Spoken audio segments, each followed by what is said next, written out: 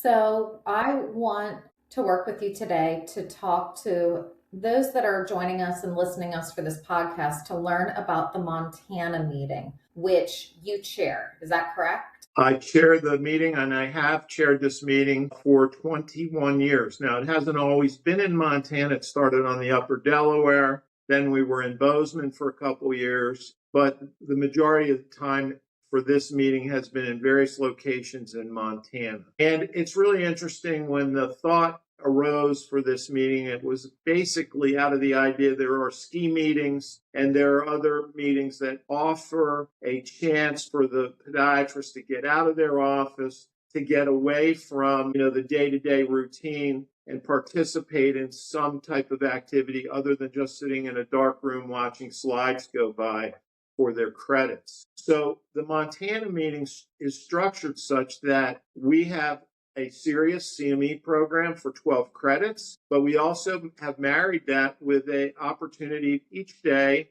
for the attendee to go off and spend 6 to 8 hours fishing by fly fishing techniques on a variety of rivers in the Missoula area. And an interesting comment that was made to me some years ago when a Montana podiatrist attended the meeting. This podiatrist said to me, "You guys actually do CMEs." And I said, "We certainly do. That's why we're doing the meeting. But we also want to have fun." So, for maybe a younger podiatrist who's never attended a meeting like this, an off site fishing, work life balance, recreational type of meeting, how can you encourage them to come out and give something new a try? Like, what would you tell them? I tell them, you got to try different things in your life. You can be a stamp collector. You can be into the shooting sports. You can play tennis or pickleball. But this is another type of recreational activity that I like because it's not just putting a worm on a hook. There is some thought to this sport. You have to be cognizant of the life cycles of the mayflies and the various insects that we try to imitate with our flies in order to be successful. It's challenging, and it causes you to think purely about what you're doing. If you're thinking about the problem that you have back in your office, you won't be successful with fly fishing.